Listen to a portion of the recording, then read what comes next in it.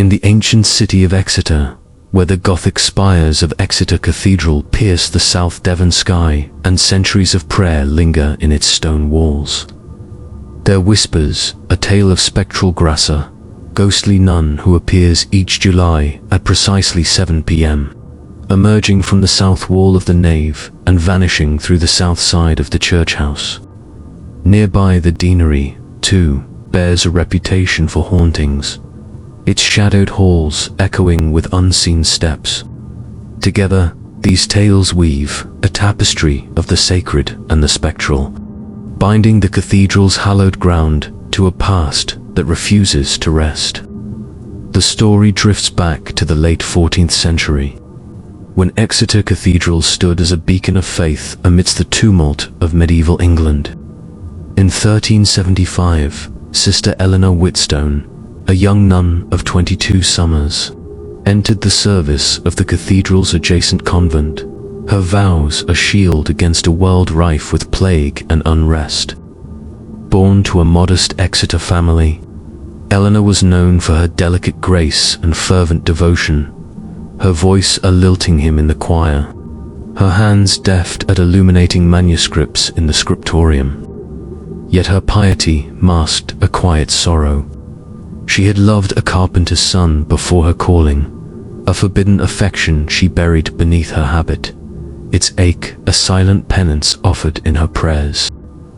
Eleanor's life ended tragically in July 1378, during a sweltering summer when fever swept through the convent. While tending to her sisters, she succumbed to the illness.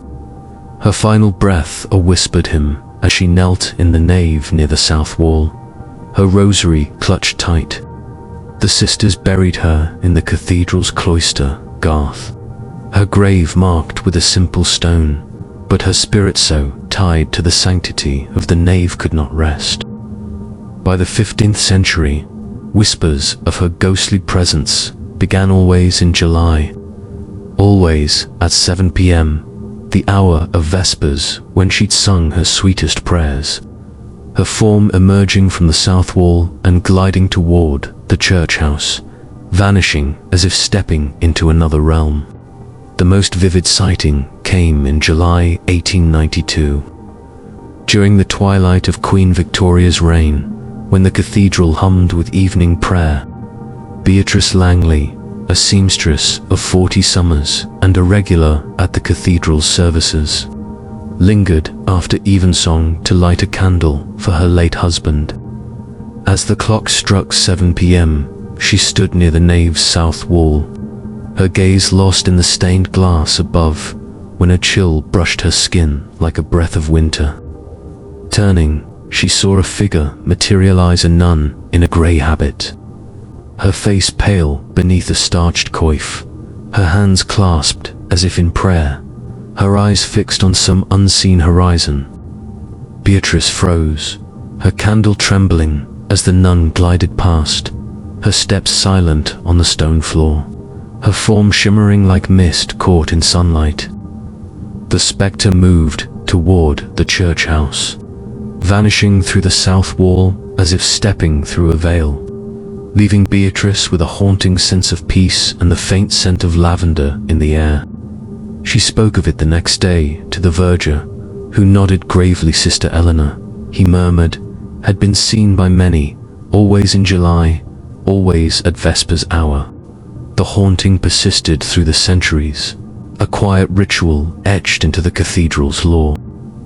In 1756, a curate named Gideon Marwood, cataloguing manuscripts in the nave, saw her emerge at 7 p.m., her grey habit catching the candlelight as she glided past, vanishing before he could speak. In 1823, a chorister named Nathaniel Brooke, practicing late in the choir, glimpsed her from afar, her form a ghostly silhouette against the south wall, disappearing as the cathedral clock tolled 7. By the 20th century, the nun's appearances were a whispered tradition among the cathedral staff, though few spoke openly of her, fearing to disturb her sacred. Nearby, the Denaria grand medieval building adjacent to the cathedral bore its own reputation for hauntings, its shadowed halls echoing with unseen steps and sighs.